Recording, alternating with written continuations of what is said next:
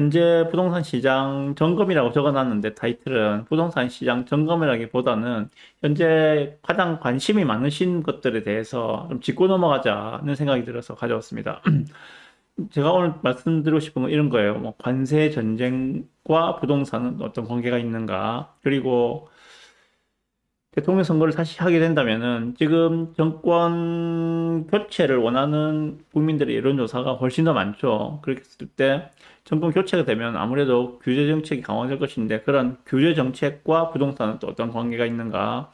그리고 지금 금리 인하 사이클에 들어와 있는데 금리 인하가 계속되었을 때 금리 인하와 부동산은 어떤 관계가 있는가? 이런 걸 좀 중심으로 가장 궁금해 하시는 것 같아서 이런 부분에서 중심으로 좀 말씀을 드려보겠습니다. 자, 크게 공급 측면과 수요 측면 두 가지로 나누어서 보고 싶습니다. 나누어서 보고 싶은데, 또 그런 거죠. 공급은 제가 늘 말씀드리는 거니까, 먼저 귀에 못이 박히도록, 귀에 딱지가 않도록 제가 말씀드렸습니다. 뭐, 부산의 지금 입주 물량은 앞으로 25, 26, 27, 28년까지 부족하다. 이거는 뭐, 누구나 다 아는 사실이죠. 마지막으로 한 번만 더 말씀드립니다. 자, 지인에서 가져왔는데 부산의 입주 물량입니다. 부산의 입주 물량은 지금 올해 25년도에는 12,000가구, 내년도 26년도에는 11,000가구, 27년도에는 13,000가구, 28년도는 아직 확정이 아니죠. 올해 분양하는 게 28년도에 입주를 할 거니까. 근데 올해 분양할 물량이 그렇게 많지는 않아요. 크게 일단 3년간은 지금 입주 물량이 만 세대 초반으로 확정입니다. 후분양이 나오지 않는 이상에는 그냥 확정이고 후분양이 나온다 하더라도 그 물량은 미미할 것이기 때문에 크게 영향을 미치지 않을 거라 생각합니다. 그래서 부산은 25, 26, 27, 3년간은 입주 물량 매우 부족 구간에 들어간다. 그나마도 1년에 3,000세대, 3,000세대에서 4,000세대씩은 에코델타로 들어가는 물량입니다. 그러면 원도심에 들어오는 물량은 뭐 6천, 7천 정도밖에 안 되는 매우 적은 입주 물량을 보이고 있다. 라고 말씀을 먼저 드리고 시작합니다. 자, 그러면 제가, 이거죠. 여기서 공급을 크게 두 가지로 나눠봤습니다. 자, 첫 번째, 물리적 공급. 방금 말씀드린 입주 물량의 근거에서 볼 수 있는 것이, 예, 물리적 공급이라고 생각을 합니다. 확정된 내용이거든요. 25, 26, 27, 28년도도 별반 다르지 않을 것이다. 그렇다면 올해부터 4년간 연간 입주 물량 만세대 초반 정도의 입주 물량 부족 구간에 들어간다. 라고 말씀을 드리고 싶습니다. 자, 그러면 공급이 이렇게 부족하면은 어떤 현상이 발생하는가? 공급이 부족하면은 어떤 현상이 발생하는가? 예. 필연적으로 전세 가격이 상승할 수밖에 없다라고 말씀을 드립니다. 전세 가격은 입주 물량에 바로바로 반응을 한다고 말씀드렸거든요. 예. 그래서 이렇게 4년간 앞으로 계속 공급이 부족하다면 전세는 아마 정말 하늘 높은 줄 모르고 올라갈 것이다 라고 생각이 듭니다. 조금 더 디테일하게는 뒷부분에서 말씀드리겠습니다. 그리고 이러한 물리적 공급의 부족은 단기간에 채울 수가 없습니다. 그렇기 때문에 이전에 문재인 정권 때 김현미 장관이 이야기한 거죠. 예, 아파트는 빵이 아니라서, 예, 단시일 내에 만들 수 없다라고 이야기했던 사실이거든요.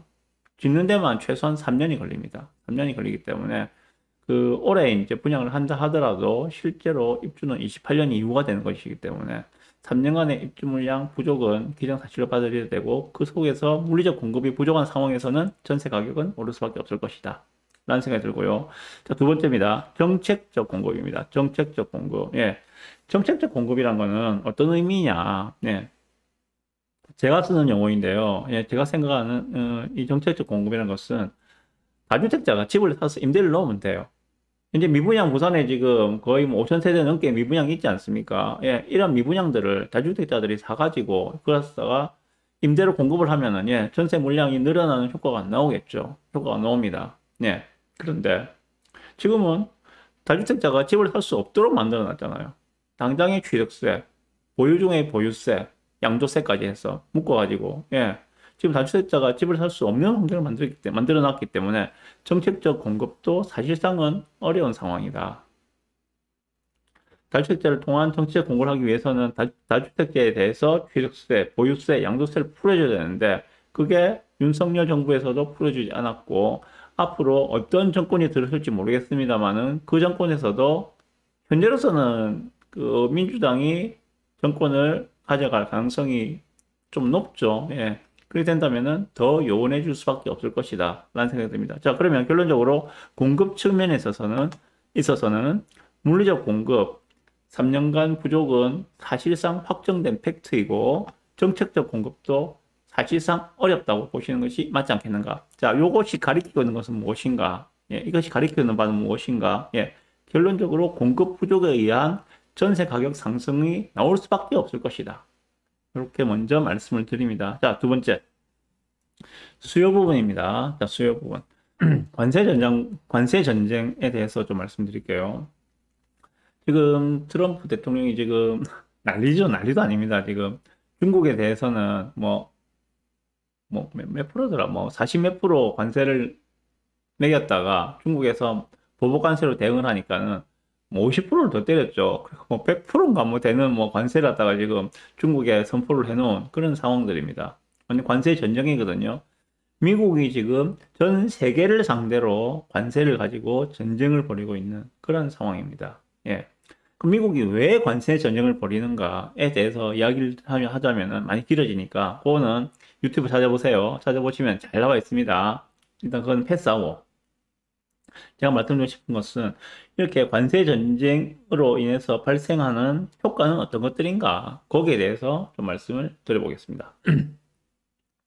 자, 관세가 지금 우리나라에 매겨진 관세가 25%입니다. 그죠? 25%. 그러면은 우리가 지금 미국에 100원짜리 물건을 수출을 하는데 관세가 25% 붙어버리면은 100원짜리가 125원이 되는 형태가 되겠죠. 그죠? 예. 그럼 미국 시민들이 한국에 물건을 살 때 이전까지는 100원이었는데 이게 125원이 된 거예요. 관세가 25% 붙어버렸으니까. 예. 그러면 어떤 현상이 나타납니까?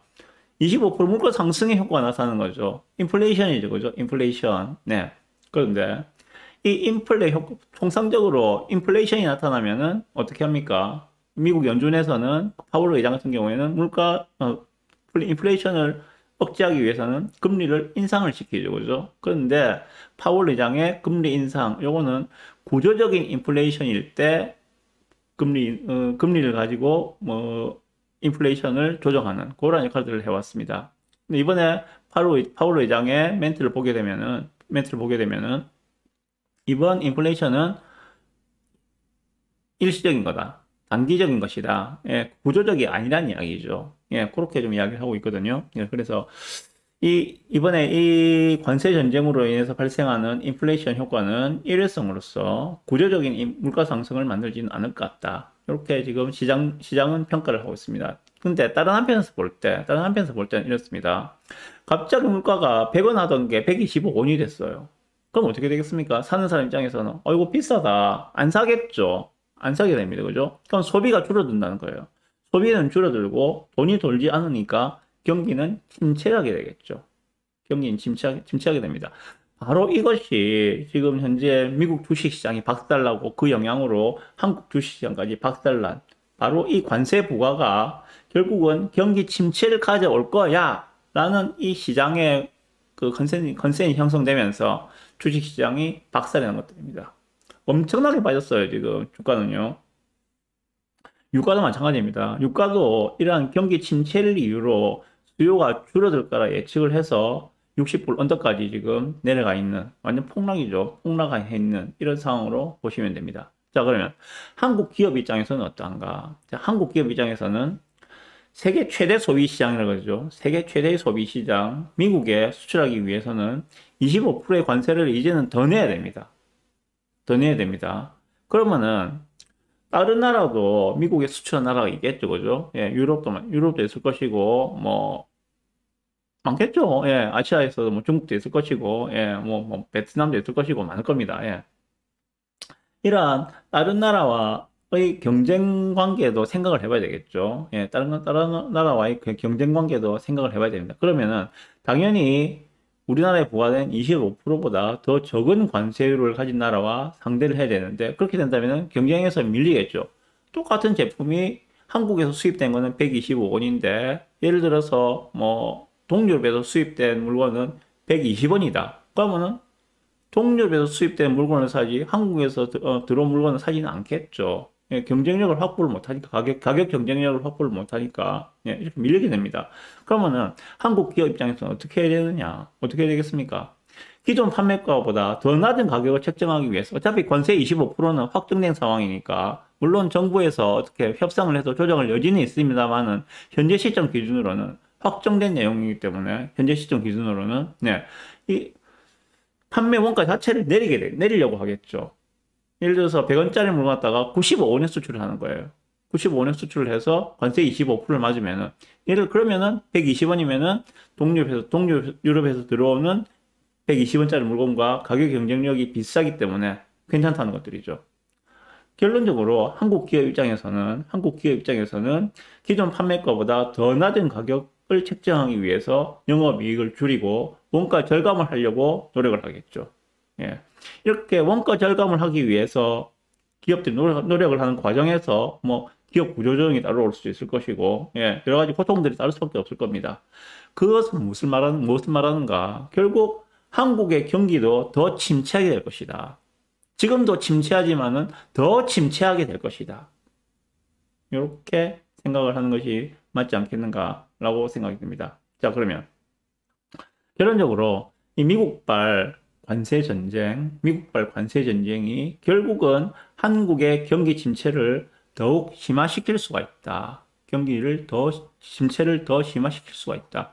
이렇게 좀 보시는 게 맞지 않겠는가. 부동산은 어떤 관계가 있는가? 그런 거겠죠. 예. 이렇게 경기가 침체하고 살기가 힘든데 집을 사도 되겠어? 내가 사면 집값이 떨어지지 않을까? 안 되겠어.